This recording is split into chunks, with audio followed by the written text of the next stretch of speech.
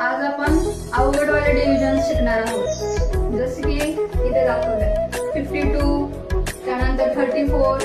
तर याचे तुम्हाला टेबल्स तयार करायला लागतात. म्हणजे 52 ला तुम्ही 2 ने मल्टिप्लाय करता, 3 ने करता, 6 ने करता, 7 ने करता. मग यामध्ये तुम्ही मायनस वगैरे करता. तर हे एवढी अवघड स्टेप करण्यापेक्षा 52 चा टेबल आणि 34 चा टेबल आता एकदम सिंपल वेने कसं करायचं बिना मल्टिप्लाय करता ते तुम्हाला मी शिकवते. तर 52 चा टेबल आपण तयार करूया. आता इथे ज्यांना 1 to 9 टेबल्स येत नाहीत किंवा येत नाहीत त्यांना इथे शिकवणार आहे. ती ट्रिक वेगळी आहे.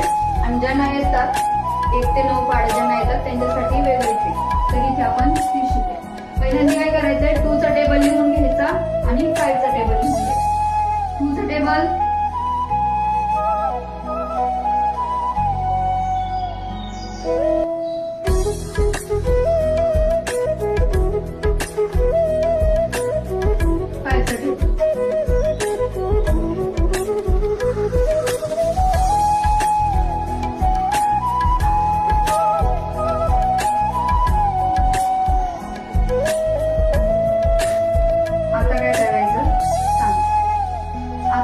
ज्या नंबरच्या पुढे एकही नंबर नाहीये ते टेबलचे काय करायचं त्यावेळी आपल्याला जसे तसे लिहायचे ते दोन्ही पण.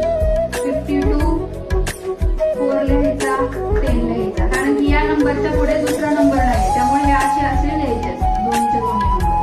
15 हा 6 इथे, 20 हा 8 इथे. आता पुढे काय करायचंय, आता या नंबरच्या पुढे हा नंबर आहे बरोबर. तर काय करायचं हा वाला नंबर 0 असाच लिहायचा. आता नीट लक्ष द्या. हा जो 1 आहे तो काय करायचा ह्या 25 मध्ये ऍड करायचा. ह्या साईडचा नंबर आपण इथे लिहिलाय. ह्या साईडचा नंबर जो आहे तो यामध्ये ऍड करायचा. 25 प्लस 1 किती झाला 60. 60 कुठून आला मध्ये 25 प्लस 1 26. त्याच्यानंतर आता हा वाला नंबर इथे तसाच लिहायचा. या साईडचा नंबर इथे असाच लिहायचा असतो. आता 30 प्लस 1 किती झाला 31. आता हा वाला 4 असाच लिहायचा. 35 प्लस 1 36. 36. डस्टर कुठे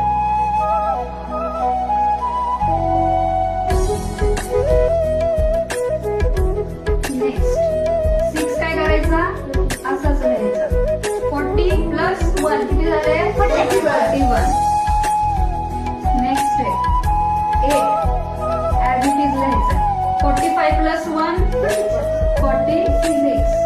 आणि लास्ट 0 तसाच लिहायचा आहे. 50 प्लस 2